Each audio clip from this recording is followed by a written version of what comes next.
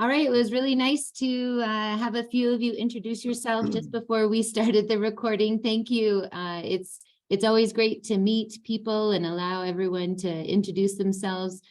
One of the benefits of Zoom is that we get a chance to meet from all different corners of Lesotho as well as the world, which is exciting. But it is kind of nice also to do in-person training where we can just chit chat before the session starts. But welcome everyone. My name is Erin Das. I'm a palliative care nurse from Canada, supporting this training through PalChase. I'm really excited because we are actually in session number 8. This course is a short course. It's run usually over 2 months, and today is our last day. And we have been really fortunate. You participants have been very engaged in this course. Each week, we usually have between 40 and 60 of you. There's been a lot of interaction on the chat during the discussion times as well, and we're really grateful that we're nearing the end of the course. We know it's been a big commitment. It's about an hour and a half each week, and we know that you all have taken a lot of your time, but we wanted to say thank you so much for being with us here today. We do have a few people from Starlight Oasis of Hope Hospice who would like to say a few words before we get started, and then I will introduce our speakers for today. So Tebelo, if you want to say a few words on behalf of Starlight. To be honest, I think Dr. Paul had wanted to join us, but for some reason he had some other commitments. And may I please give that moment to our trustee, Harriet Vera, to say a couple of words on behalf of our organization, please. Thank you, Tebelo. I think I just want to echo what you wrote so succinctly to the faculty and also to the participants, which is just how grateful we are for the commitment, for this has been 8 weeks and people have committed to that 8 weeks and have come a week in, week out. We're very grateful for the quality of work that has been presented from the different professionals, the commitment for people to actually partner with us to do this, and I think the connections that we have made, we are very grateful for them, because as Starlight, we are just starting out and we are passionate about taking this forward, and we are very, very grateful for everybody that has participated.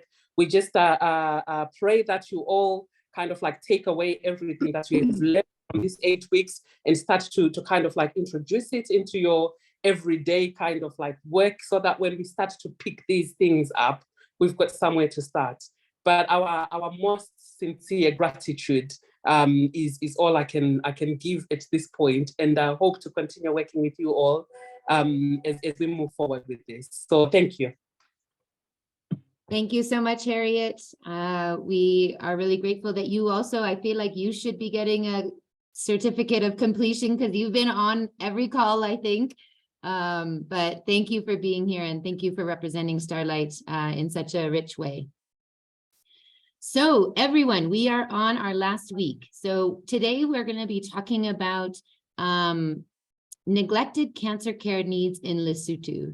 And we're really honored to have Tebelo running the session for today. Tebelo has been working and living in the UK for many years, but she is from Lesotho. You obviously know her all very well. My introduction probably would be very limited compared to how much you guys actually know her and you know her heart. So without further ado, Tebelo, I would love to pass it over to you. Tebelo is the founder and the Chief Executive Officer of Starlight Oasis of Hope Hospice, and we're really glad that she's with us today. Over to you, Tebelo. Yeah, thank you very much, Erin. Are you going to share my slides, please?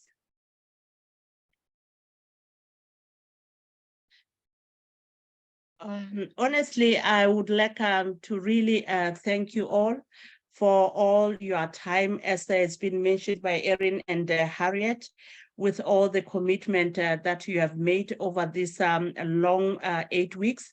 Our faculty members, honestly, we are grateful. So to you, Erin, now, I don't know what to say because I've been so emotional the whole last week.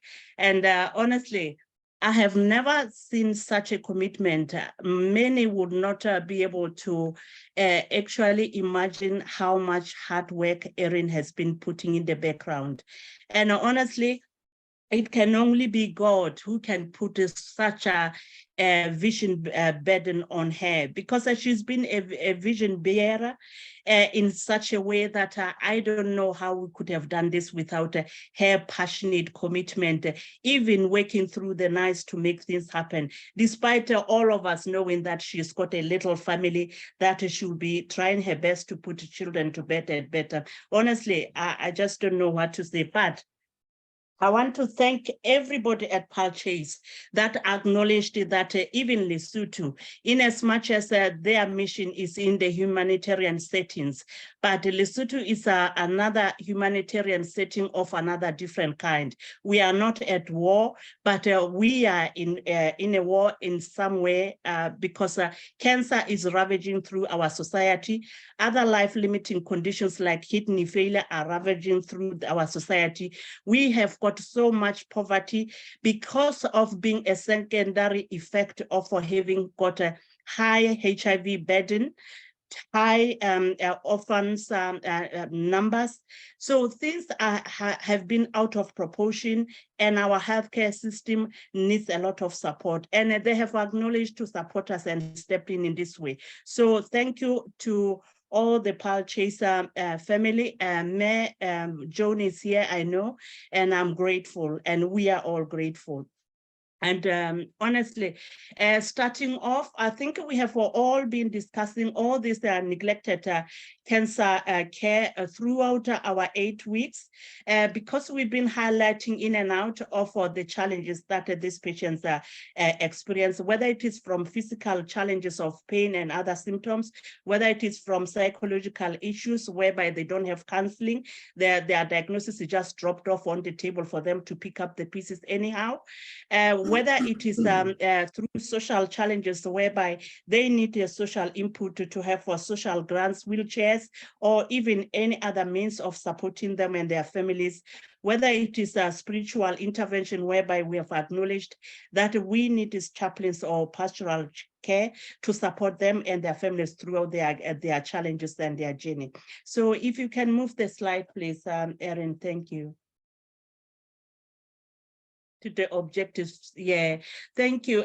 Just to throughout this session, I think it's just a summary of all that we have gone through, and just to see where the charitable organizations or private organization can step in to be able to partner with the Ministry of Health or established government organizations, whereby we can step in within the limited resource settings. How can we really work together? How can our service users, being the patients and their families, be beneficiaries of our daily services that we provide, whether from the health perspective or the social perspective? How can we all play our part?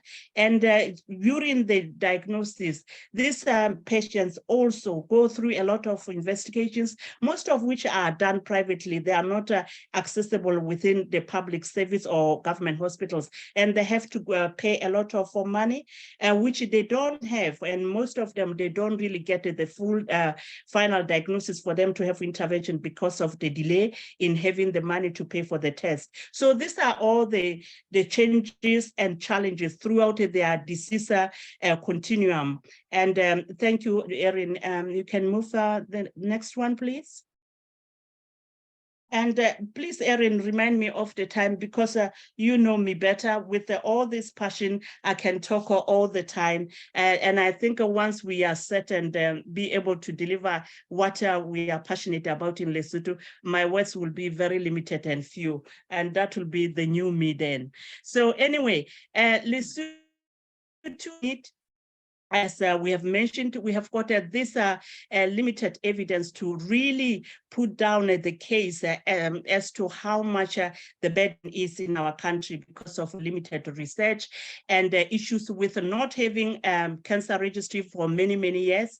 So the figures that are in some of the journals or some of the statistics that we will be providing here and there, you'll find that they are from our colleagues in South Africa who are very good to us, being able to pick up what the numbers from those two hospitals where our patients are being referred to. But we have got that gap which we have not been able to close, but we are hoping we are moving towards that with the support of our National University of Lesotho and many other people that are coming up. And we have got this high symptom burden of patients suffering with all dimensions of total pain. Regionally, we are trying our best as Starlight to try and do our part and work with the ministry and every other organization willing to provide some change. Because as I mentioned in the other previous presentations, indeed, within the SADC region, which we are the member of these 16 member states countries who are really geared to support themselves towards the economic development. But Lesotho is lacking behind in all those 16 countries because of not having a properly set up palliative care that is countrywide. And internationally, we are trying our best through our partners as we are on this platform with all the international community and international organizations that we are affiliated with to highlight the needs of Lesotho. Next slide, please. As we have mentioned before, the journey for our patients that are diagnosed with cancer is very much unpredictable, and it has been a difficult one because it also comes with a high budget. On average, each and every patient that is transferred to South Africa, the average cost is around 216,000 rand, which is translates like probably maybe 10 or 9 to 10,000 pounds. That is a lot of money per person, considering that the new confirmed diagnosis of cancer, as per the statistics we collect from other parties that take care of these patients, is around 2,000, because you'll find that it's 1,800 and something or 1,900 and something. But those are the only confirmed ones. What about those ones that never got confirmed because they didn't have 4,000 for the CT scan? What about those that needed 1,800 for colonoscopy and it was never done because they don't have that money to pay for the test to be confirmed? So what about those that are really going to the traditional healers who never went to be finally diagnosed at the hospitals because they are still thinking they've been bewitched by the neighbor? So that is only the tip of an iceberg. And this journey can be found to be heading to India between 2018 to 2020. That was the journey, which had so many challenges as well, because the patients were deteriorating far from home. Some of them dying there, some of them having challenges with the accommodation. In the end, we came back to South Africa for everybody else. So I haven't had anybody going to India again, but this is the journey. Next slide, please. This is the heartbeat of what palliative care is all about. We know these 4 dimensions. We've been speaking about them throughout our session, and I know by now each one of us is very much aware of all these challenges in a bigger way. And knowing that upon all this, we still got the issues with financial, because upon all that has been highlighted in the total pain model, as they lose jobs, their finances are crashing, and when they crash, they can't be able to survive anyway, can't pay rent, can't do anything. So that is all that we are saying through the multidisciplinary approach that we are advocating for in Lesotho, for us to work together as colleagues and as professionals to be able to put the patient at the center of our services with that compassionate and empathetic and human internal wiring that we need to transform and change without really treating people as if we will not be those patients one day or our families. Next slide, please. Starlight has been really centered around trying to address the challenges at number 3, you know, with the Sustainable Development Goal to try and improve the health and well-being of our patients with life-limiting conditions.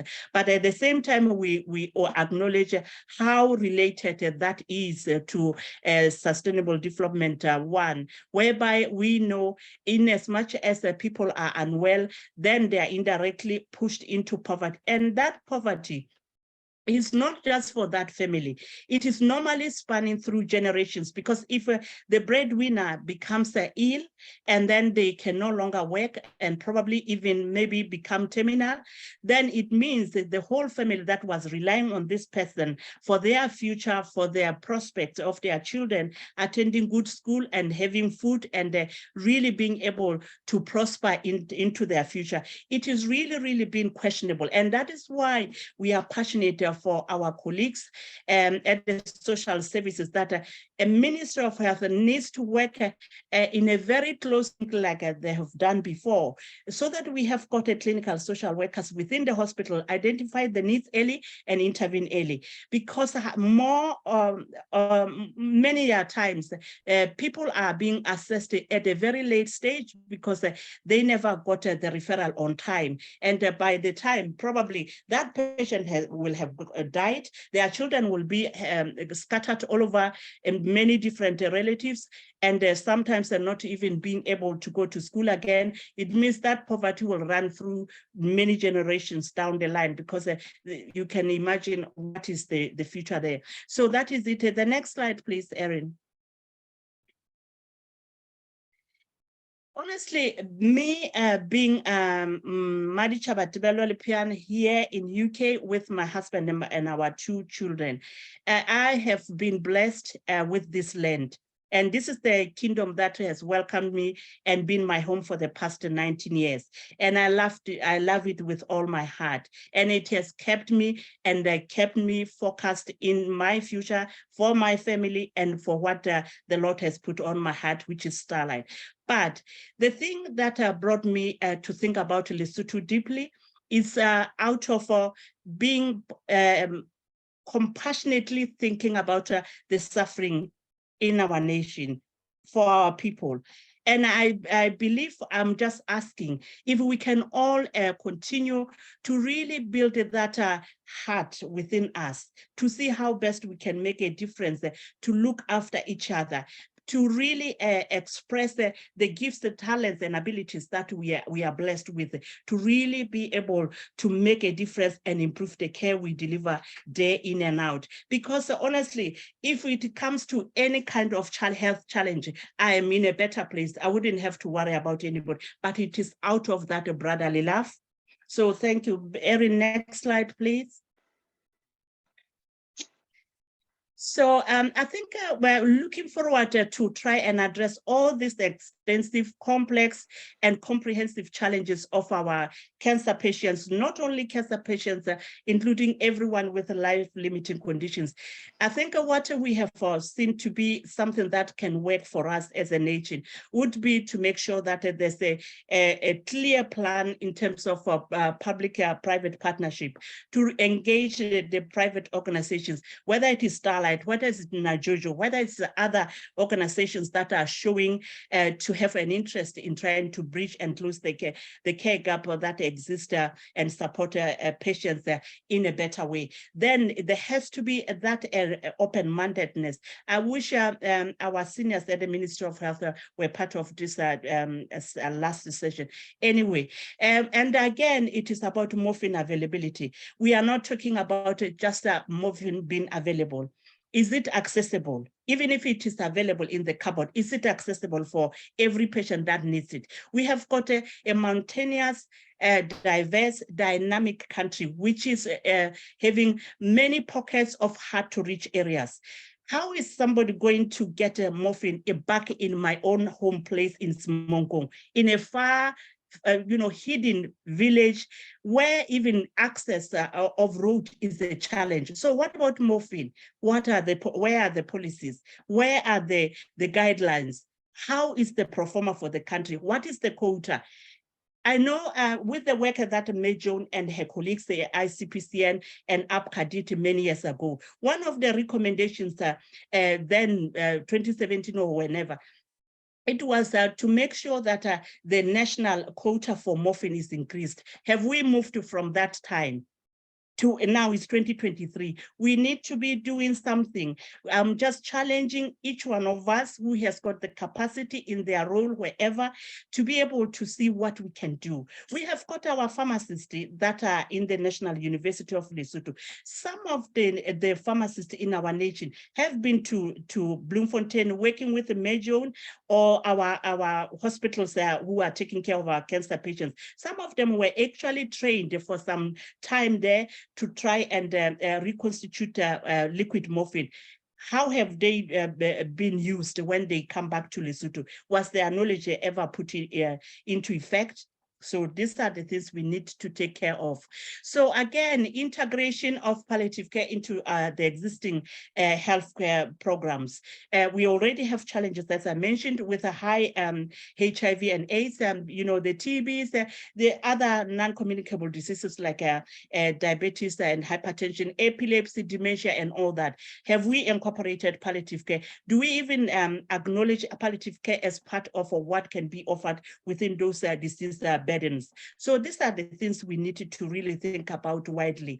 And then establishing palliative care champions or palliative care teams within district hospitals, which is the main focus and the heartbeat of our palliative care works as our partners, with our intended face-to-face training to be held in Lesotho whenever the time has been approved to take place.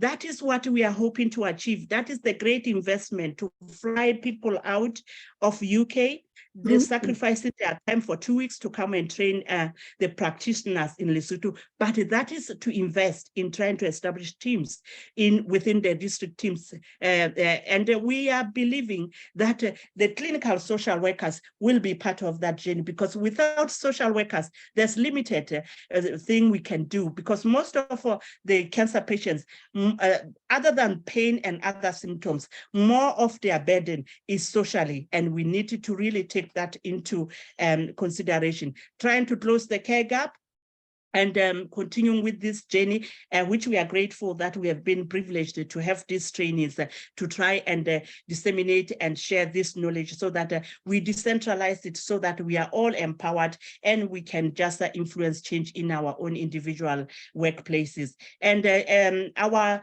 long-term vision in terms of training is to ensure that we work with our institutions to really incorporate the palliative care into their undergraduate programs, which that journey has started with a discussion last year with our National University of Lesotho and some of the nursing schools. And we are still working with the universities here in UK. We have got our nearby University of Cape Town, which is very much willing. So it is just that the road to a permanent change takes time, because it goes through many processes, and they just need to bear with us.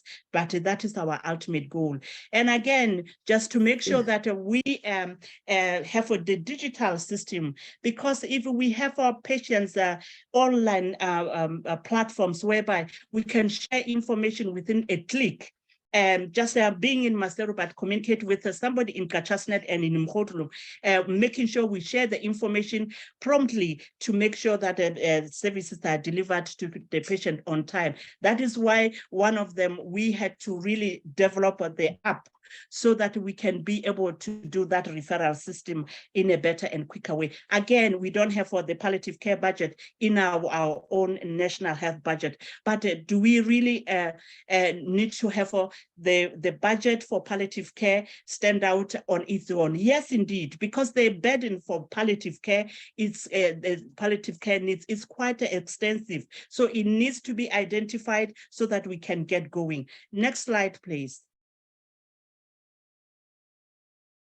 Erin, please highlight my minutes, please, so I don't over.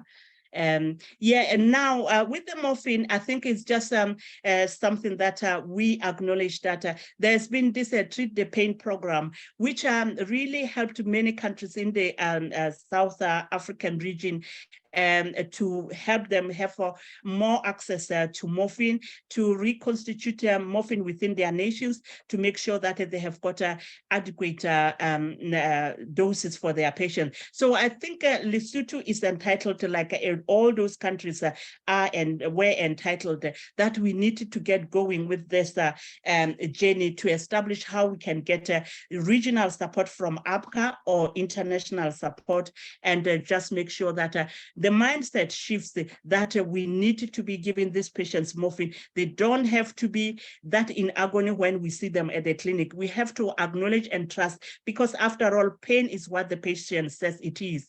And if they say, I can't sleep, 24 hours I experience extensive pain, we need to listen, and we need to give them adequate pain relief, not just paracetamol. And we need to organize and the stakeholders involved, develop policies and guidelines, and ensure the regulations are updated and the quota for the nation is adapted to what the need is. And then prioritize the budget to actually get the adequate morphine, and make sure that the awareness is adequate on the ground, because we might have morphine in the cupboards, but if we don't have a transformed mindsets of people that are really aware of how to utilize the morphine and assess pain, then the medication will still be decorating the cupboards. All those things are the things that we need as a nation. Next slide, please.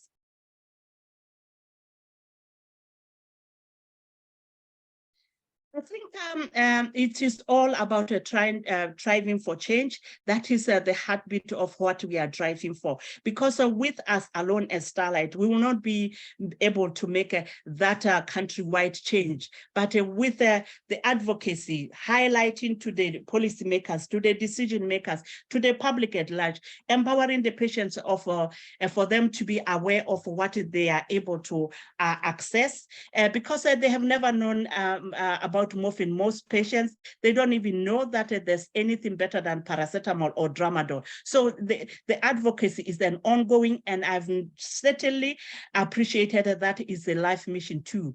Next slide, please. Dr. Zip Ali, who I happened to be at a conference last year, August, in Uganda at APCA, African Palliative Care Association. Honestly, she shared their journey through how they started the Cancer Hospice and Palliative Care Association in Kenya, and how they started the hospice movement in their region. And indeed, she said, without empathy and compassion, you will be doing advocacy for nothing.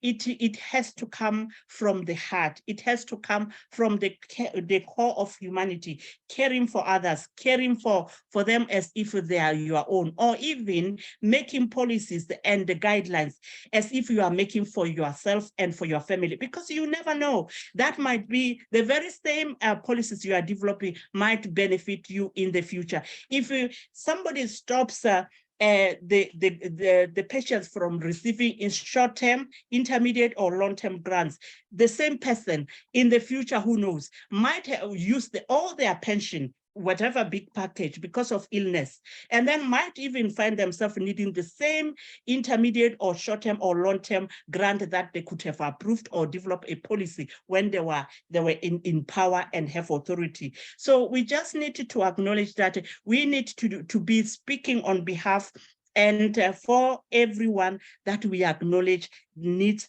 care and support during our time and generation. Next slide, please. Isabella, maybe 10 minutes left. Okay, thank you. The next slide, please. Yeah, I think with managing the change, we are guided by the World Health Organization Public Health Strategy for Palliative Care, which is really all about the policy, education and training, access to medication, and implementation of our palliative care, so that we have got this palliative care development or even provision within the region, regardless of where somebody lives. So I think that is what underpins all that change we are driving for. Next slide, please. I think this is another one that is the innovative care for chronic conditions from framework. It is from the World Health Organization. So it is all highlighting the micro aspect of the change which affects the patient with chronic conditions. The micro aspect being the patient and their families. Are they supported enough? Are they having adequate information about their illness, how to take care of themselves, how to prevent their disease progression, to delay their disease progression, and just giving them counseling wherever they need it. And then the meso level, which will include the healthcare professionals and healthcare organizations and institutions.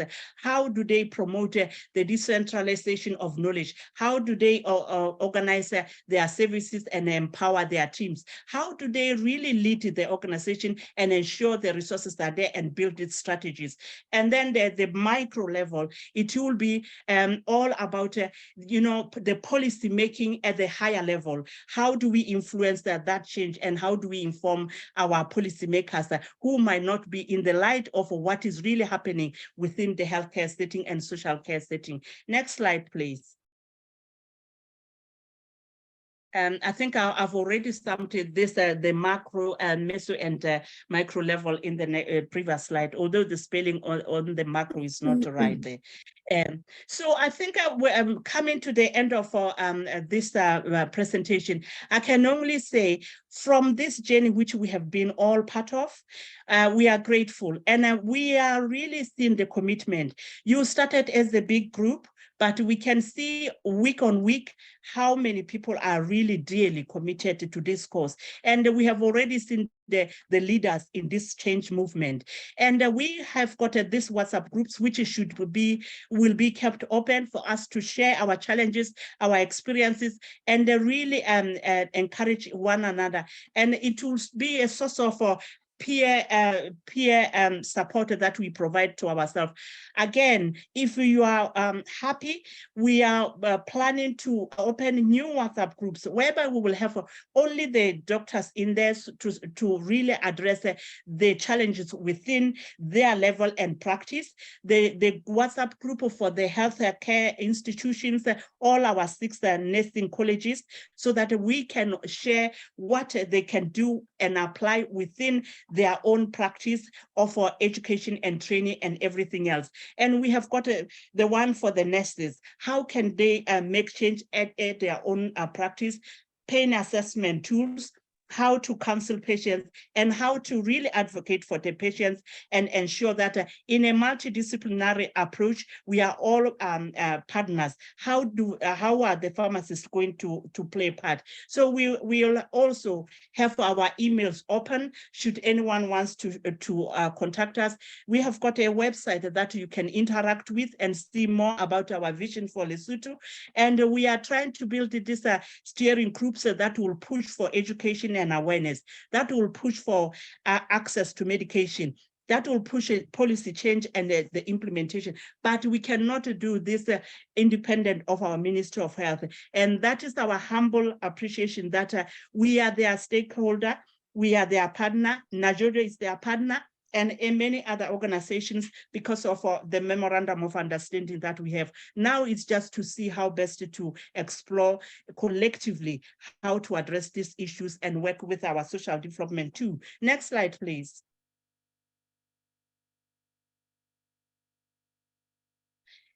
Yeah, I think this I mentioned in the past other sessions that as Starlight, we are working on establishing a national palliative and hospice association, which will be an umbrella body that will help us move forward and allow anybody in that space who is willing to play a part, so that we can be unified and address the issues together. And all it is about advocating, education and training, and pushing forward that all our practitioners are empowered. The mentorship program will be part of the program, as we are going to start that with Palliative Care Works and Palchis as well, through the online interactions and Palliative Care Works establishing things face-to-face on the ground. And care and support, having the clinical social workers have stated too many times. And again, as a nation, we don't have documents like advanced care planning. How would people want things to turn up? Should they become really unwell and cancer or any other condition progressing? How do they want what are their choices, their preferences? And again, do they want to be resuscitated in case they collapse and yet the quality of life is already lacking? How do we apply the African Palliative Care Association palliative care outcome scale and assess the patient's needs, assess the needs of the caregivers? Because more often when we look at the care needs, we focus on the patients, but what about the needs of the caregivers? Sometimes they have to abandon their jobs to look after their own. I guess the sessions, the presentations will highlight more of how extensive the needs are. And I know we have got all the experiences from our different ways as people of Lesotho. So again, the treatment, morphine access, and the policies and updating the national documents, research and innovation, that is another area. So the next slide, please. I think it's just to acknowledge that in this journey, it is never a job for one single organization or one man. Yes, the passion and the level of commitment might differ, but we are a team. We are a team of social workers, doctors, nurses, pharmacists, occupational health therapists, and everybody else, and clinical educators. And we can all make this work for our people, for ourselves in the future, God forbid. But at the end of the day, we should be just unified in the way that we work. It's not like if you play your part to make this program successful, it's like you are promoting somebody's job. No, it is for us all, for our nation, for our people. So Erin, I don't know if the time will allow, that YouTube video, it's only 1 minute and some seconds. You will see if I will have for some minutes at the end of the session. If not, they can watch it at their own time, but I would love us all to watch it, because we are all bridges. We can close the bridge. We can cross these challenges for the patient as long as we work as a team. Just like the diagram of those people, the three are just lining up for the other to climb onto the other side. And unfortunately, our patients, they are not well knowledgeable about their needs. They don't have the energy to stand and advocate for themselves. They are too unwell, dealing with the cancer, fear for the future, and experiencing the side effects of chemo or radiotherapy. So they don't have even a second to advocate. We can be the bridge and the advocates. The next slide, please. I think this one is just to really appreciate our participants, thank our faculty members, because we've been part of this journey. There has been an awareness that as a nation, we need more knowledge than we already have, so that we can address the needs of our people in a comprehensive way. And that awareness led to you individually or organizational having an interest to be part of this training, and you had the desire to commit. You committed time. Now you have acknowledged the knowledge. We have shared the knowledge and experience. And now it is the stage 4, which is the A for ability, that it is upon you. It is upon your own commitment. It is you out of your empathetic heart that you can put the knowledge you have acquired into effect, or sensitize your group and teams to really make change, drive for new policies or amendment of policies, or new perspective of how patients can be supported and helped. And that we are here as Starlight, as our partners, as everybody that is committed to this cause to make palliative care a reality for our people, that we are there to support it so that we reinforce the knowledge you acquired. And that is why I've mentioned that PalChase and Palliative Care West with Starlight are committed to the mentorship program to ensure we reinforce the knowledge you have acquired and make change as we work with the Ministry of Health to really apply the knowledge we have acquired to really push for the lasting change.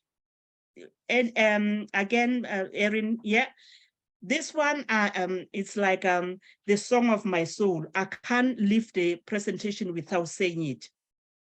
It always seems impossible until it is done. These are the wise words from Mr. Former President Nelson Mandela. May his soul rest in peace. He was a gift to our generation. And indeed, another blessing from John Wesley, the father of Methodist Church. Do all the good you can, by all the means you can, in all the ways you can, in all the places you can, at all the times you can, to all the people you can, as long as ever you can. For as long as you breathe, do your best. Next slide, Erin. So this is a question, how can you help in this journey? How can you play your part in this envision change? How can you bridge the care gap for the patients and the families that are suffering? How can you, in your capacity, play a role to push for change policy or implement the change? It's not about me as a person. I have mentioned I'm privileged by God's grace to be in a better land that can offer everything that the challenge of life would push me. I would have something to fall back on, but it is about our people. Lesotho needs us as the community on this platform and those outside to drive for change. If it is not you who drives for change, who else can drive for change? Honestly, I submit, these are the words from my heart, from what Starlight stands for, from our trustees and partners, and we just say, we are grateful, and we hope you'll play your part and being you in those hands. The next slide, Erin, please. Thank you very much. And I submit, really being grateful to Almighty who gave us time, the time that we shared together through all these sessions, the time that is equal to each one of us, the time that it doesn't depend on who you are, but it's 24 hours for each one of us, the time that if it goes now, then tomorrow might not be what you see, because it is the privilege and a blessing that we have got it. And we are grateful. That picture on that last slide, it is where our land is in Lesotho.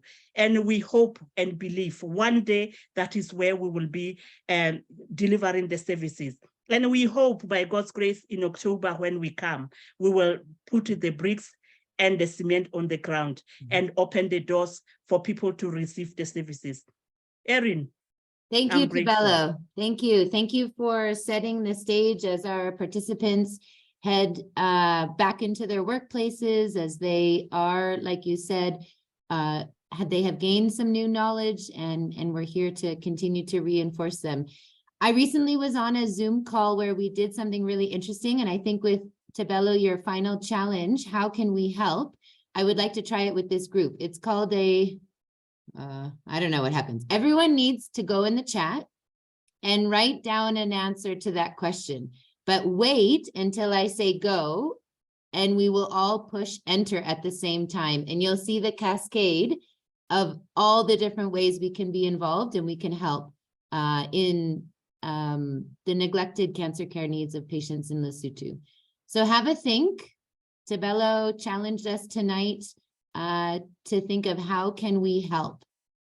You obviously heard and you learned through the session that the needs are quite great. There is a lot of work to be done, especially related to cancer care and symptom management, palliative care in Lesotho, and we'll hear really shortly a few cases and examples. But let's take a minute to write in the chat. It can be one word, it could be many, it could be a phrase. How are you going to commit to helping? I'm going to take a minute and write, and then as soon as I say go, you can push enter and you'll be able to see all the different ways.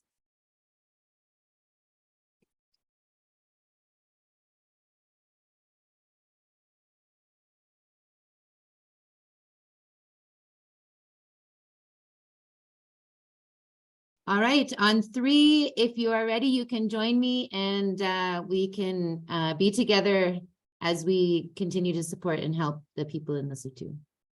Go ahead.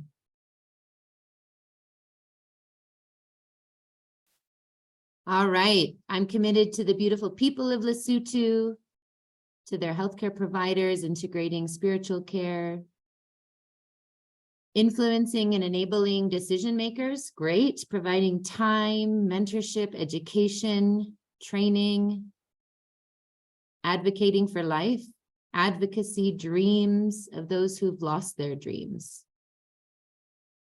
Committed to pray, committed to and compassion to bring change to the hopeless. Tabello, advocate, I think has shown up. I think you've got a team growing here. Advocate has shown up several times. Pray, advocate. Oh, that's beautiful.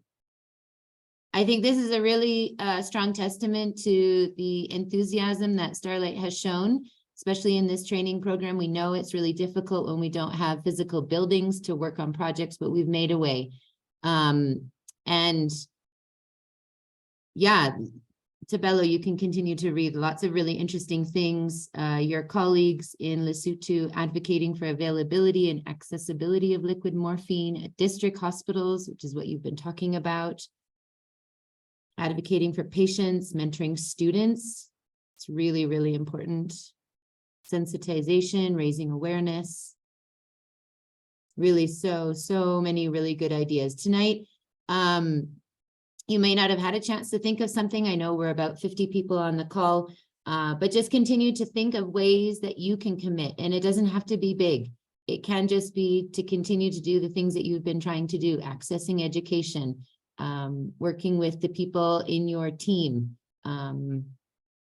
Lots more things coming through. Simple words, empathy, creating awareness in the community for sure. We can't do the work in hospitals or home-based palliative care if we don't have awareness within the communities that we work in. It's really important. Erin, when you collated the recording, can you send me the charts as well? Okay. Yes, for sure. Thank you. Of course. All right, so now I would like to, I know we don't have a lot of time for discussion, but I feel like this activity we just did together is a bit of our discussion. If you have a particular question for Tabello about some of the things she shared, please do put it in the chat. She now will be able to take a breather and she can look at the chat and answer some of the questions that you may have. I'm going to pass it over now to Dr. Tony and Dr. Hassan. They're going to be leading us through 2 different cases.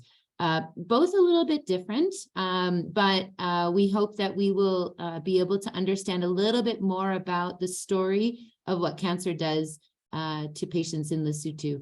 And if we have about 10 minutes at the end, we will possibly go into breakout rooms. If not, we'll do a larger group discussion.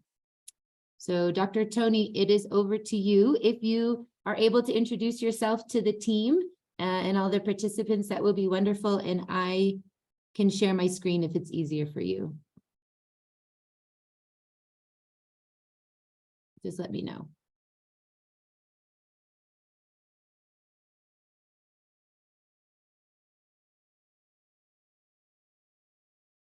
Oh, Dr. Tony, I think you're muted. Sorry.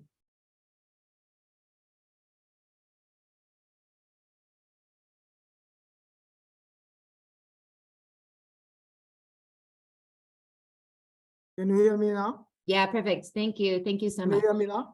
Yeah. Oh, all right. Yeah.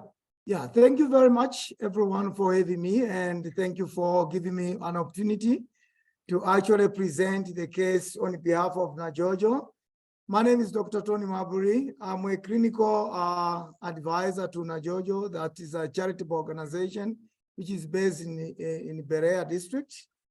And I hold a master's degree in palliative medicine from University of Cape Town. And unfortunately, I've been away for most of the time and I've not been able to join you. But I have been given a privilege actually to come and present. The case, which is you are going to see now, is a case which is a really true story. It's not like from the books or whatsoever, but I was privileged to see the patient in the community. This is a charitable organization, so is see the patient in the community. First of all, I just want to also to appreciate the contribution from the Ministry of Health, that they have memorandum of understanding with the Najojo, which is a charitable organization based in TY, and the social development in Berea, DHMT, Sangatana, and the other hospitals in Lesotho, like Kunimamhato. They see patient moves from one place to another. So when the patient is diagnosed or seen in the community by the Najojo, sends to Sangatana, and the process of transferring the patient maybe to South Africa and other places is being done. So anyway, welcome to the presentation. My presentation is a case study, and you can see there's a key questions for discussions. That is there a way that cancer can be diagnosed without specialized investigations, where referrals are next to impossible? How best can we have managed this case? And the coordinator putting together the multi-professional and the referral system challenges in mind, taking into account the total care model, which I believe during this course, you have been mentioning as a blueprint in palliative care, is a total care model. How best can we manage the case? Can give me the next slide, please? Okay. Yeah, so this is a patient, it's a real patient from Tiatiane, of course. The age of patient was 65, gender is a male. He was diagnosed on the 24th of April, 2023 with invasive squamous cell carcinoma of the right submandibular joint. The symptoms that the patient presented was severe pain, and that the patient presented in Najojo, that charitable organization there. I must also declare that the two photos that has been taken was given a permission by the patient. So the current chief complaints of the physical examination, that is the patient presented with the communication, it was communication difficulties due to swelling around the jaw. And of course, he presented according to to him was a septic wound on the lower jaw left side. He was very pale, bleeding from the wound. Poor oral hygiene. You can imagine that he was having difficulty to brush the teeth, obviously. And probably it was most of the time no one was able to help him to brush his teeth. He had a calculus, that is a plaque in the around the teeth and the dental area. Next slide, please. So the medical and the surgical history of this patient, I like when Tibero was presenting actually the issues of HIV and all that. You can see that this patient was diagnosed with the HIV since 2019, and he was on ART. And he gave a history of RTA about 20 years ago, which of course there was no problem with it. He had just a compound fracture on the right tibia, but it was fixed and he had no problem. And he had severe anemia that led to several admissions at the district hospital where he was staying in Tiatiane. He had a non-healing ulcer. He was on a daily dressing at his home. And he visited Sangatana, and Dr. Hansen, of course, is very much aware of this patient.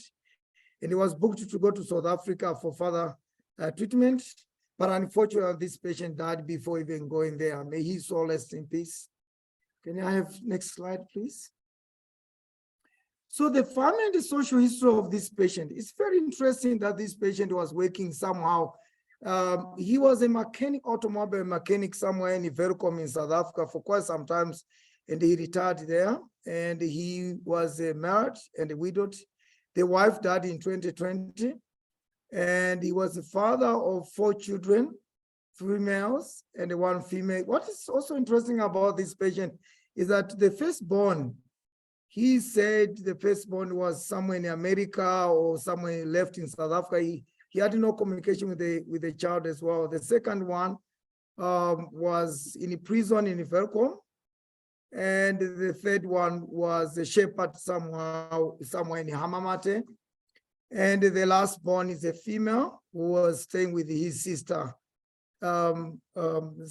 maybe somewhere in Maseru or something like that. He stays alone at his house, at his home in Tiatianen. He had no obviously social support from his family at all. And unfortunately, he was just supported by one of his tenants. In the back of his house, there was two rooms, which there was some tenant that was actually renting there. And so he had an agreement with the tenant that, you know, you can look after me, cook for me, or will me going to the toilet, because his toilet was also outside. So just to push him to go to the toilet outside and bring him back. And with agreement that you don't need to pay any rent for this. So that was the agreement with him. And you can see the patient was being wheeled by the Najojo team from the toilet. He was actually coming from the toilet, which was outside of the house in the back. And this is a holistic assessment. Now you can see the psychosocial and the family concern was that this patient had a severe pain. And of course, dependency levels, you can see he's on wheelchair bound. And he had a poor oral hygiene, lack of family support, loss of income, lack of self-care, like Tibaro said, exactly when you are in this situation, obviously you have, your income is lost. Automatically, your income is lost. And a lack of spiritual support, obviously. Can I have another slide?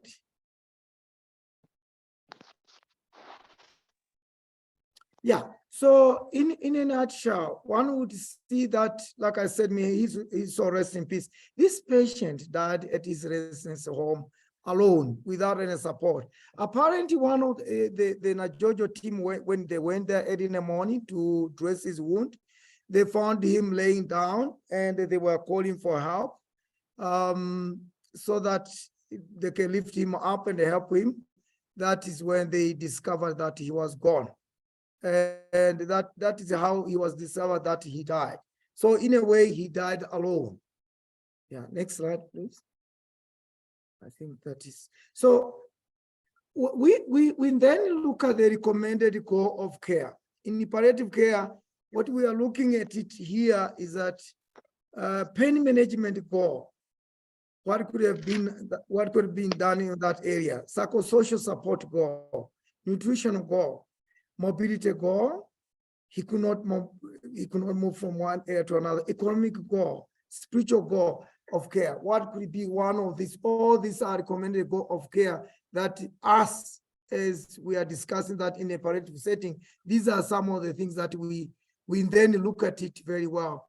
You can see this patient who was on wheelchair. Obviously, he was having all this psychosocial support, which he couldn't even have even one.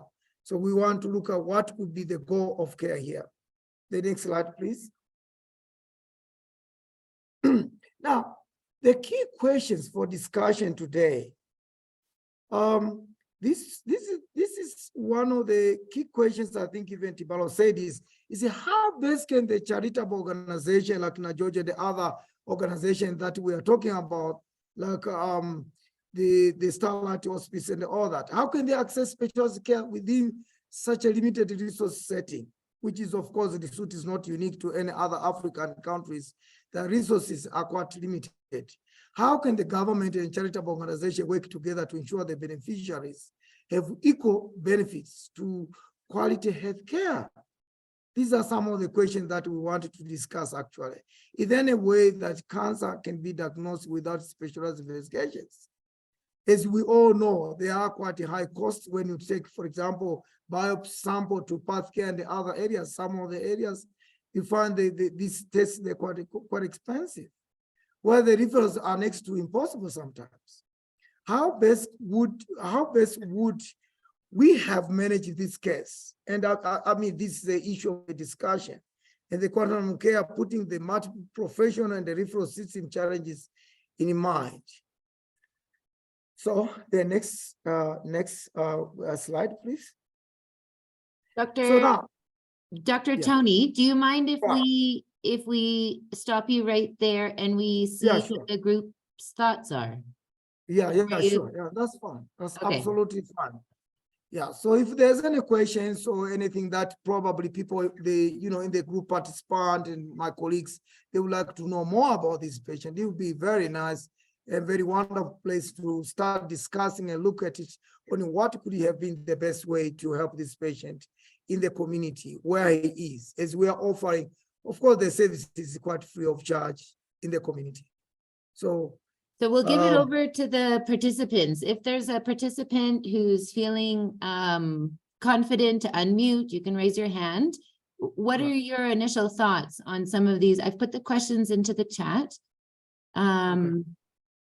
One of the questions I am really interested to hear is related to diagnosing this very serious disease without specialized investigations. How do you guys go about doing that?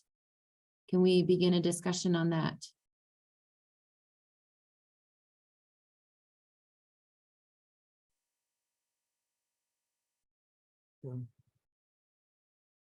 it's a good question. We'll do a bit of a summary. So Dr. Tony, I'll bring your last slide back up. But Okay. I'm curious to hear from the participants. And if you're able to, you can put it in the chat too. Mm. Have you all faced cases like this before?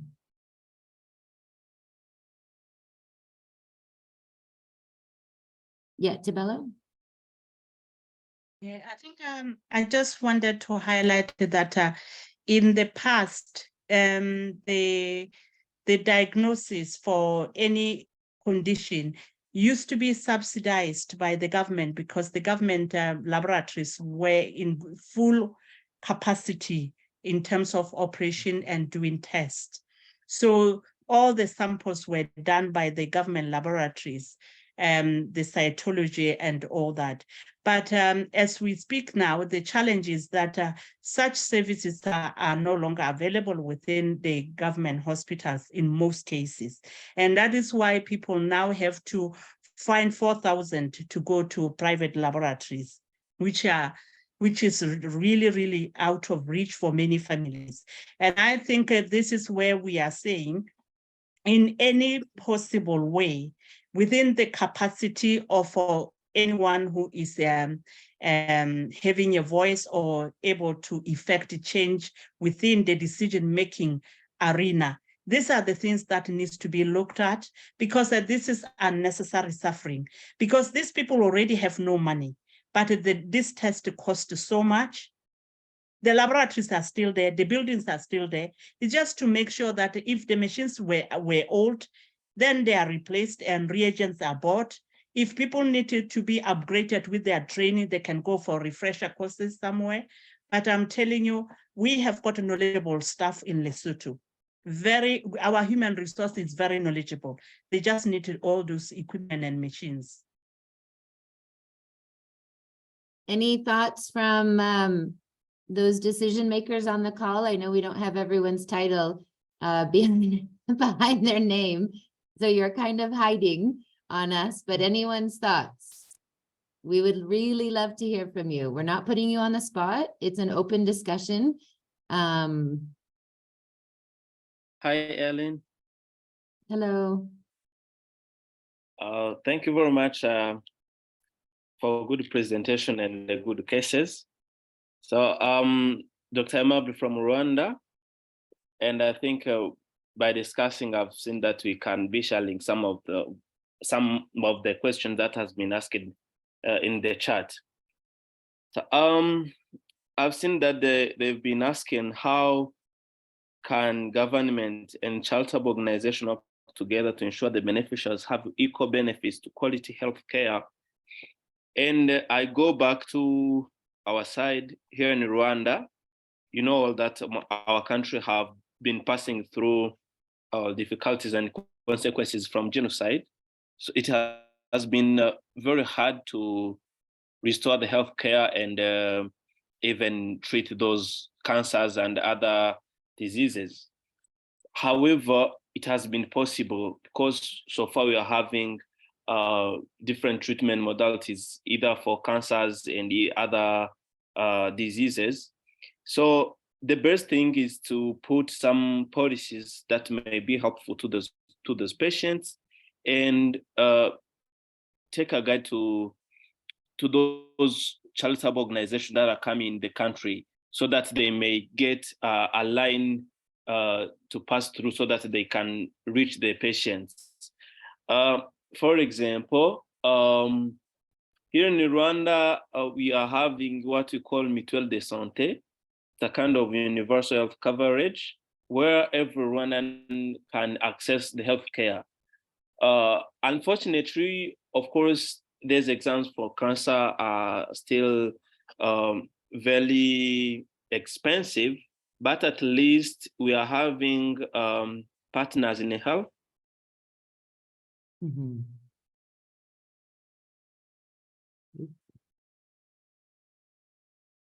I think Dr. Amable just shifted off. Yeah, Dr. Amable is actually a very good resource for people in Lesotho also, because he's working within an organization that's not necessarily charitable. They're an NGO, non-governmental organization, and I think they do work very closely with the government facilities. Universal health coverage, I think, is key. It is definitely a discussion for another day. We do not have enough time to talk about it, but I think it is true. It probably could support some of these questions that we are talking about. I'll leave the floor for one more minute. If there's a participant from Lesotho that would be interested to share their thoughts.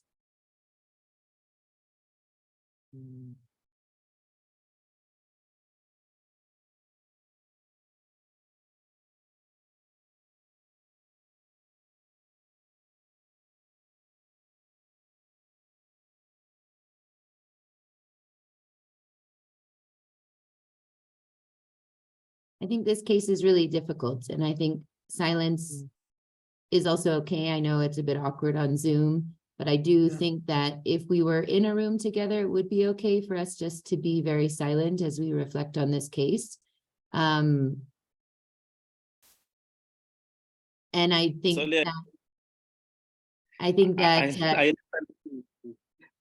the computer was off.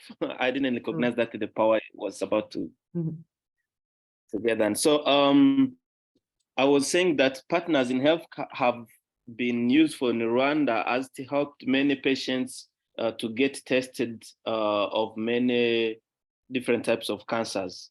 But apart from that, before even going to the treatment, I think we need to think about early detection and linkage to care, because even though we may be having some diagnostic modalities, but without diagnosing those cancers early, we can't have a good outcome.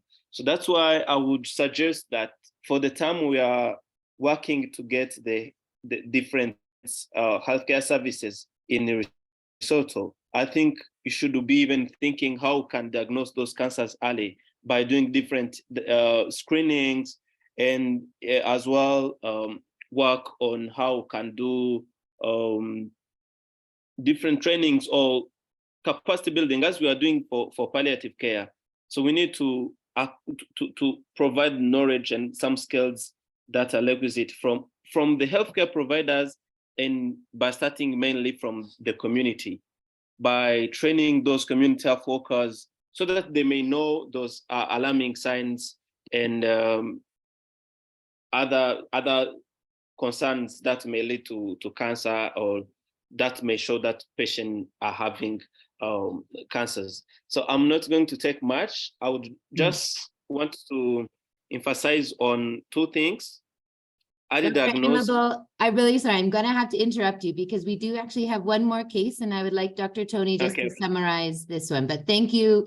I mentioned as you dropped off that you're a really good resource. So if you feel comfortable to put your contact details in the chat, I think integrating, and I don't know if Partners in Care is working right now in Lesotho, sorry, Partners in Health, but I think it's a really good point. I think we need to be working all together, and especially in cases like this, alongside the cancer and oncology teams for sure. Dr. Tony, Yeah, can sure, thank you you. summarize the case for us, and then we'll shift on to the second case? Yeah, sure. So, yeah, thank you once again.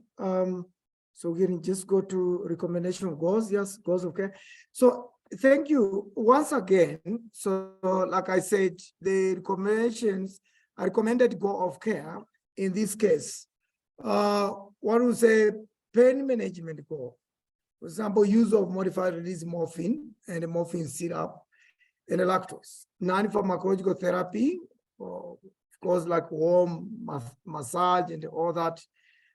Try to administer all that from Najojo team. Psychosocial support goal, involvement of mental health care and the spiritual chaplain service to support patients and their family members. So nutritional goal, involvement of nutrition team in support of porridge, 45 flour of milk and milk. Mobility goal, involvement of social development and other agencies dealing with the persons with a disability. Economic goal, you can lift up that a little bit. Encourage our family to support the patient. Now, looking at this patient, this case that we are discussing here today, like I said, there was really lack of social support. And the Najojo team tried whatever they could to make sure family members that they were able to be reached, they reached them, and they tried as much as possible to try to integrate them to meet the patient and see how best they can help. But there was a lot of issues to be dealing with or to discuss about it. For example, this type of wound, the non-healing ulcer, the first, just to make sure, if I have just 1 minute to say, the first time when the patient actually was referred with the family members, with one of the neighbor, and I think the person actually who referred the patient was from the Berea Social Development, which we are saying we are very grateful for their support and working together with them. It's very, very nice. And unfortunately, this patient was even diagnosing him with the squamous cell carcinoma. It was in a very late, because when the non-healing ulcer came to report, there was actually maggot coming from the wound. The maggot was just dropping from the wound and all that. So you can see that there was very little care, if at all there was, because he didn't have any care at all. He was all alone in his house, and he was smelling. So the smell that was there, it pushed a lot of people going out. I mean, it is sad even to say some of the family members, they were able to greet him through the window. So we can talk about this case over and over, but this is just to show you how palliative care need is not something to discuss about it. It is something to be done in the country. So you can tell that this patient was really all alone, so to say. So I don't know if there's any questions. I'll be glad to take any questions and discuss about this patient. Maybe there are some other areas, like someone talked about the spiritual care. It's very difficult to administer spiritual care. This patient was not, it's not all about being engaged with a certain church or being him as a church member somewhere, but it's a meaning which he defines himself, the meaning of life that he wants to know. And some patients, they even think that maybe they've been bewitched or they have committed some kind of sin before God and all that. So getting somebody who's an expert to sit down with the patient and administer the spiritual care, it was also a challenge. I should speak on behalf of Najojo. I hope Najojo people, they are here so that they are also able to actually contribute whatever I might have left about this patient. Thank you very much. Thank you. I'm ready to take any questions. Thank you, Dr. Tony. We'll direct everyone in terms of questions to the chat. And I know, Dr. Tony, you're obviously very committed to this case. It obviously took also a lot of courage to share about this patient. And it was a very recent patient, just in April, as you have shared. So thank you so much to the team. And I think it just reminds all of us who are on the call today that the needs are great. And hopefully you will find more support from people after this training. I will shift over now. We are running slightly out of time. There's a few things we want to do. So I'll set the stage for the last 15 minutes. Dr. Hassan is working currently in the oncology unit in Lesotho, and he has a case that he would like to share. And then we have some final comments from our Starlight Oasis of Hope hospice team. So we may not have a lot of time to discuss, so please put any comments in the chat. Dr. Hassan, I'll pass it over to you, but you have about 10 minutes. I'm so sorry. I know today we've been talking about a lot of things, but we also want to hear from you. So it's over to you, Dr. Hassan. Thanks, Erin, a lot, and dear colleagues and honorable participants. Thanks for this opportunity to share a case we have now in the clinic, anonymous. Okay, yeah. So the patient we are going to talk about is a 56 years old female, a nurse by profession, and who came last week to the Secretary Oncology Clinic. Is said to have been working abroad as in a hospital of Saudi Arabia, and for a long time, yeah. And she has got two children, one daughter and a son, and she had a divorced history of divorce about on 2010, I think. As much as I can remember. Yeah.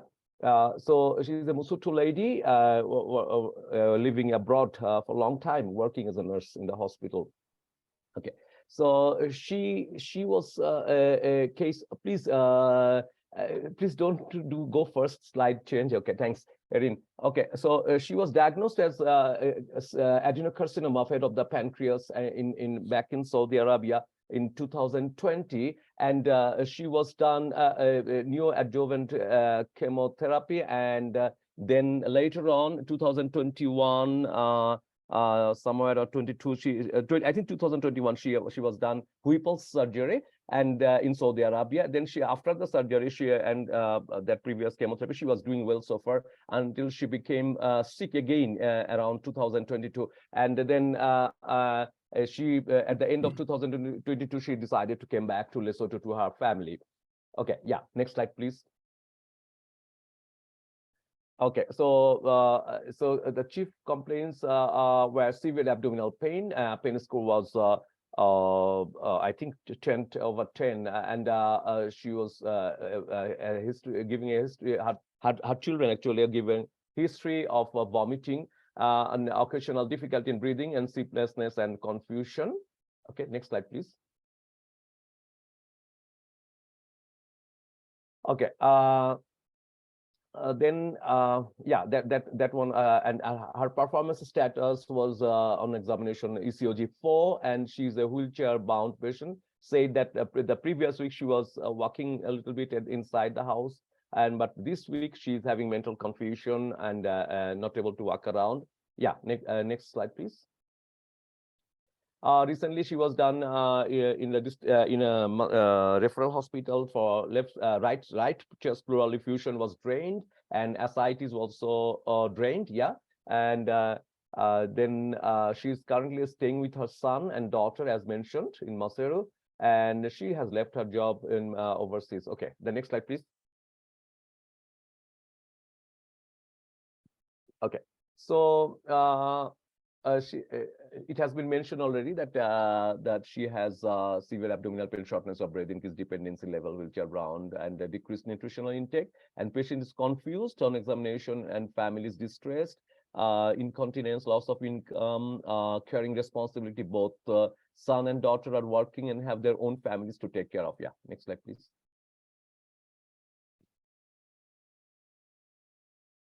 So patient worried about possibly going to die, leaving behind her children, but patient was unable to communicate with the clinician. It was her daughter and her brother and sister-in-law was communicating with the palliative care doctor. So she's worried about loss of income, but actually the children was worried about loss of income and inability to cover her dietary and continence needs, unable to pay carer, family concerned that they are not able to support their mother as much as they would have wanted. Next slide, please. Yeah, so holistic assessment, spiritual concerns, increased amount of stress due to family dynamics, worried about what will happen due to symptoms, and concerns about the future. Next slide, please.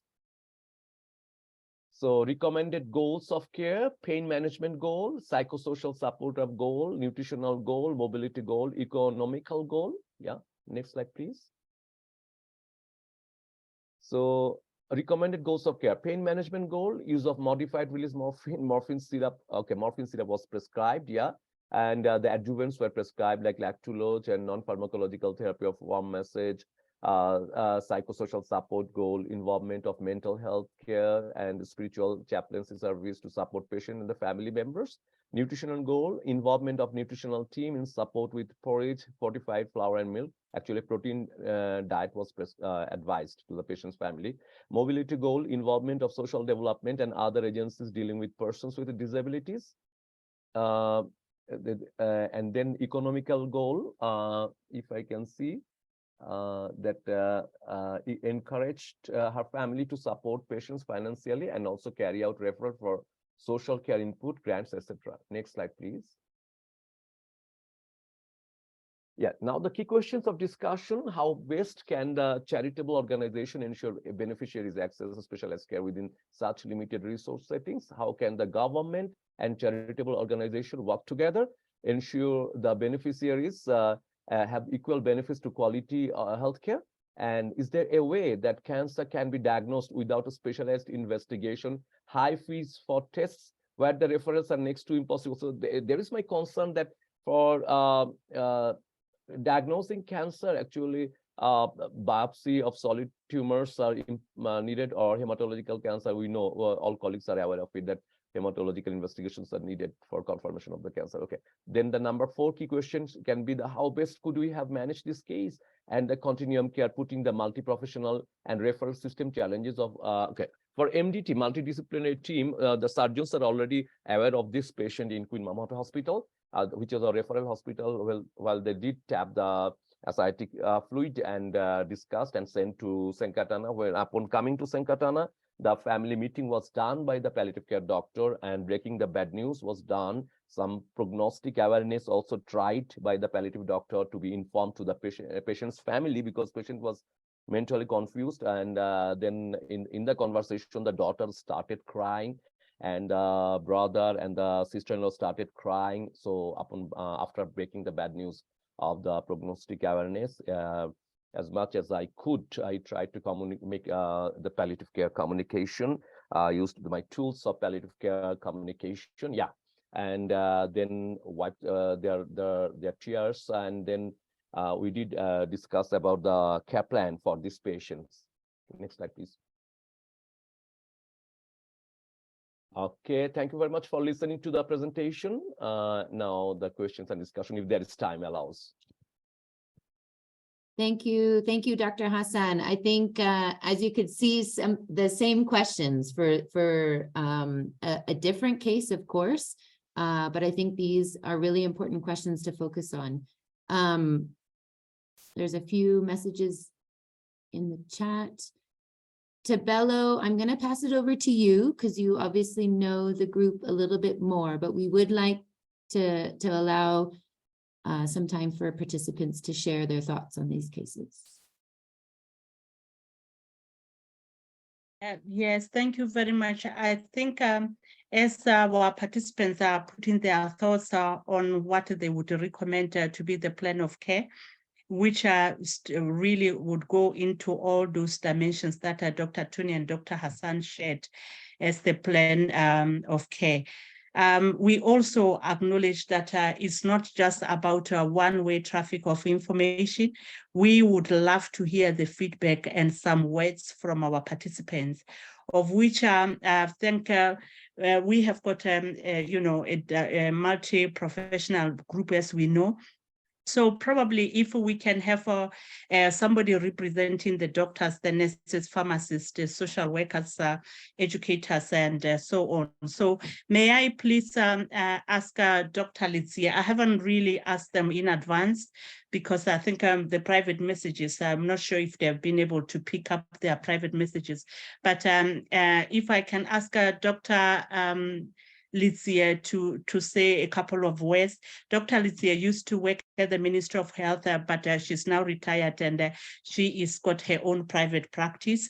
She's been one of those people that was very key at the start of the journey for Starlight in early 2017, 2018, to really be the one that was our contact person at the ministry, because she was the manager of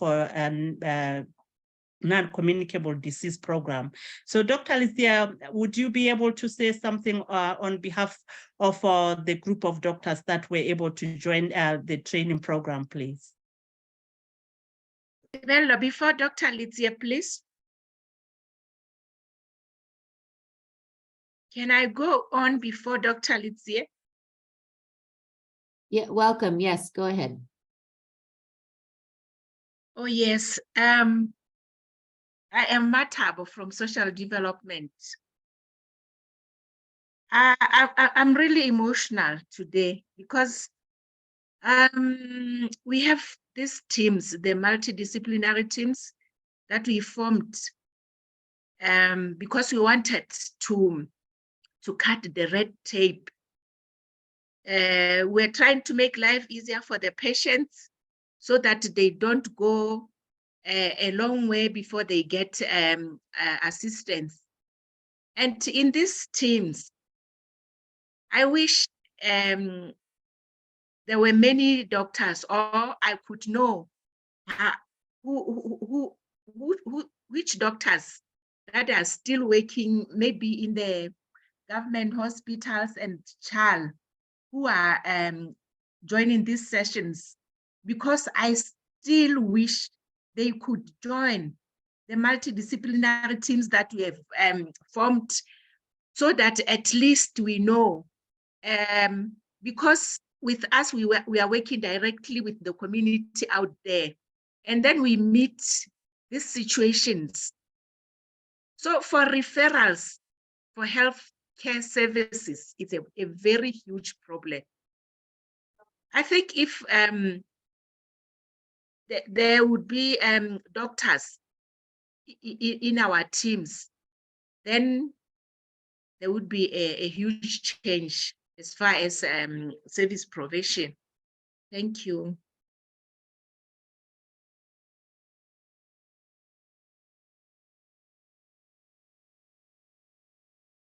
Thank you very much, Mayor Matabo, on behalf of the social development. Dr. Litsia, are you ready? Otherwise, my thoughts are Mayor Matafida at the Ministry of Health. Can you prepare yourself? On behalf of the nurse educators, can I ask Medidi Tabane to say a couple of words? In terms of the pharmacist, can I ask Dr. Dineo Maja to say a few words? I think I've covered all the professionals that are here. Please. Anyone that is ready?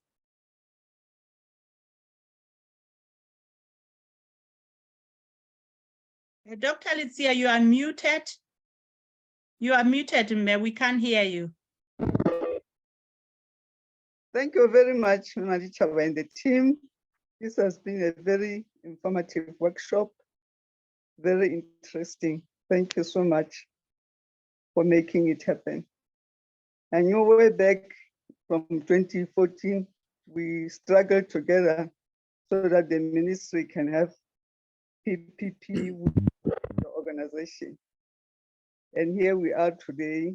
You were successful in that.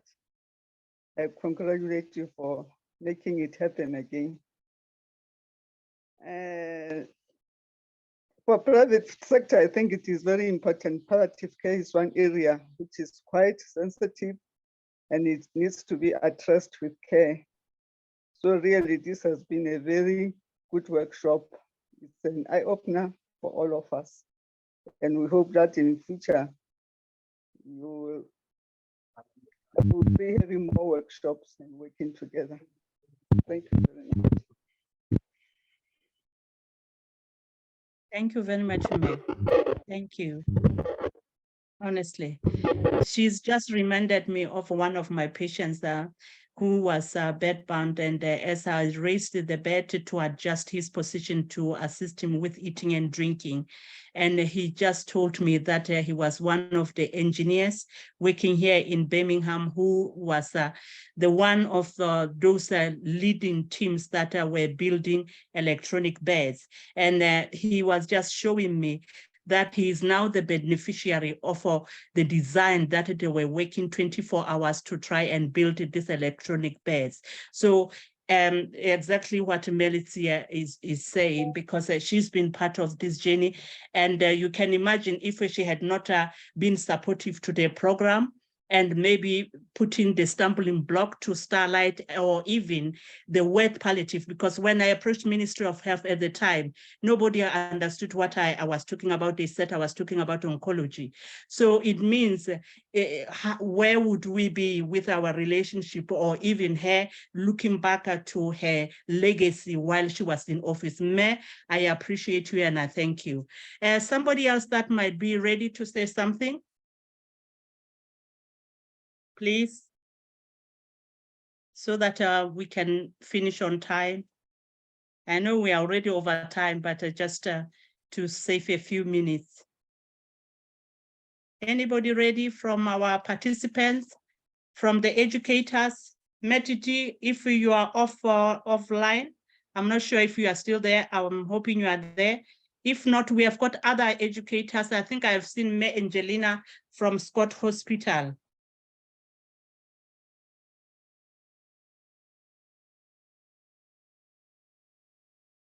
Angelina from Scott College of Nursing.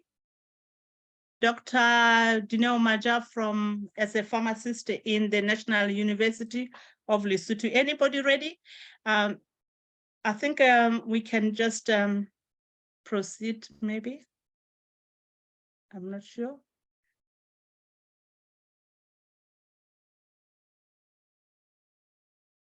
Well, I think as we bring this course to an end, I think, yeah, it was a heavy session today. And I think we want to acknowledge that there might be times when you're feeling comfortable to share, and there may be days when you're not, and that's okay. We've talked about self-care a lot in this course, and please do take time to reflect on the content that we shared today, the new knowledge, the cases. Thank you, especially to Dr. Tony and Dr. Hassan for sharing cases that they felt would bring up a lot of interesting thoughts. And I think that's probably what has happened here today. Looks like Angelina is having some issues with her audio. So we're also dealing with some technical issues too. But we do want to pass the mic over to Paul, if Paul is still on the call, to give a final comment from Starlight Oasis of Hope Hospice. Yes, thank you very much. Thank you very much, everybody. My name's Paul Myers. I'm chair of the Starlight Oasis of Hope Hospice. Metabello has described the journey of SOHH over many years towards getting palliative care recognised and understood in Lesotho and spread around the country, and advocating on its behalf. I think this course, which you've all been involved with, is a big step towards achieving the vision, which I hope you all share, of an integrated, holistic, patient and carer focused and effective service for people with life-limiting illnesses in Lesotho. So on behalf of the trustees, I'd like to say an enormous thank you to all you guys, the facilitators, the organisers, faculty, for the amount of work you've put in. I mean, what an amazing example of international cooperation. It's just fabulous how many different organisations have come together. I'm not going to name you because there are a lot of you, and I know I'll miss several out, and I don't want to hurt anybody's feelings. You're all fantastic. You're all great. You're really helping in this journey. So a big thank you to you. And thanks to all the participants. I think your commitment of hanging on and staying here over the course is great. The commitment and the suggestions you made in the chat box at Erin's suggestion are absolutely fabulous, and I really hope that you will remember what you said, and that we can look forward to your commitment in the future, because it's going to make such a difference to so many people in the Mountain Kingdom. I hope that maybe Tebelo and I will meet some of you when we come in October. But I think we've made a step forward, and everybody here, whether you're receiving or giving, and most of us will have done both, I think, it's great. Thanks, Erin. Thanks, Paul. It is great to see you with us today and for you to be amongst us. We will just close the call after we allow our faculty just to give you words of wisdom and encouragement. If there's any faculty that feel called to do that, you're welcome to unmute. Just to say it's been such a privilege to be with you this past 8 weeks. I'm really excited to see how you take palliative care forward in Lesotho. And remember, Bloemfontein isn't that far away. And if you ever need any help or advice, we're here for you. And just never forget the children. There are lots of children who need palliative care. And thank you. Thank you to Tebelo, Erin, and everyone. It's been great. Thank you, Joan.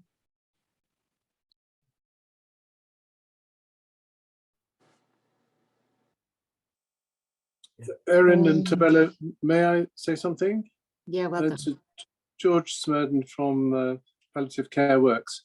I'm kind of completely overwhelmed by the way that this course has ended, because it's brought us back to the challenge of looking after these very complicated cases, these very sad, very sick patients, and all of the problems, all of the challenges. So I thank Dr. Tony and Dr. Hassan very much for bringing these two patients to our attention, and the challenges that you all face in Lesotho trying to bring quality palliative care to these families.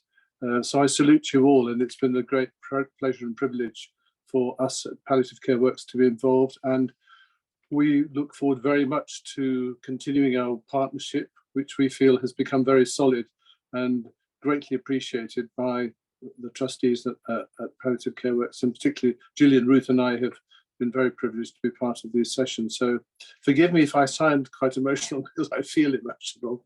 But Erin, thank you, because I think you've done a magnificent job in steering this course in the way that you have through these weeks.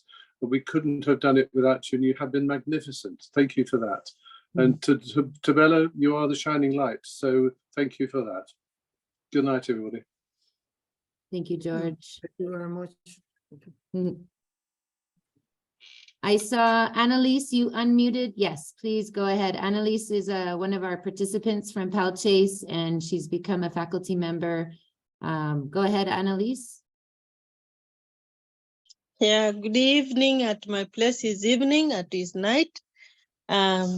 I must appreciate Erin and Tebelo and the rest. You have done a good work. I've really gained confidence and more knowledge. But I want just to say one word to our participant, that just as the faith goes that faith without action is dead, so is it knowledge acquired without practice is also dead. So as much as we have limited resources, there is always something that you as a palliative care person or profession can do to a patient. We should not just sit and wait for morphine or what. There is a lot of non-pharmacological activities or practice that we can give to our patients who are in pain. And at least even if there is no spiritual care, you have something to tell. When you yourself are empowered with the word of faith, you have also something to give to somebody. We Christians say that you are given freely, you should also give freely.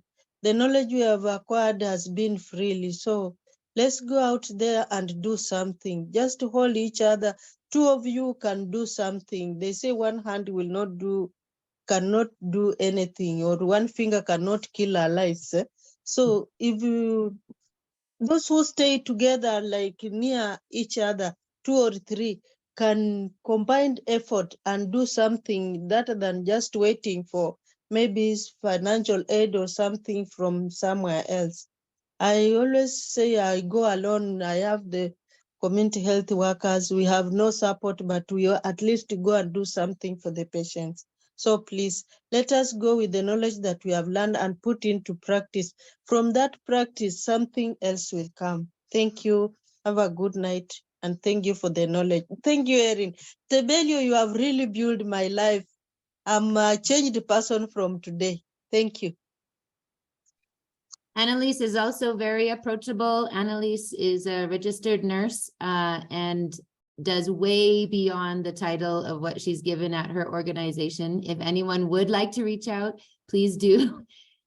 She really does know what it means to do something with nothing. So thank you, Annalise.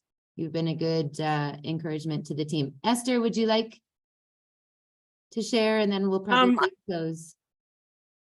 Sure. I just wanted to, I loved what Annalise was saying, and just want to encourage everybody that it can be overwhelming sometimes when we look at all the needs.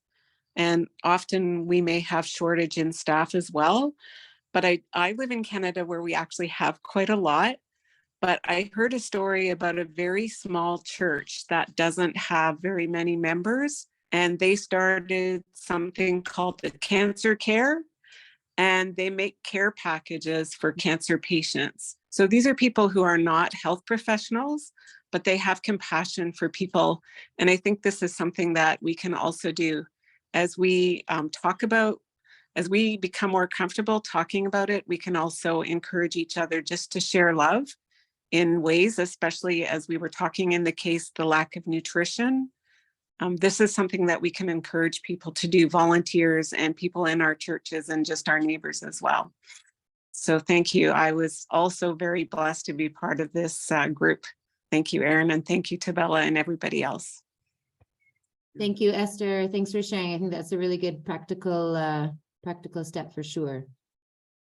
Christina, from what I remember, you are, I can actually, Tabella, I'm going to stop the recording if everyone's okay with that. Thank you, everyone.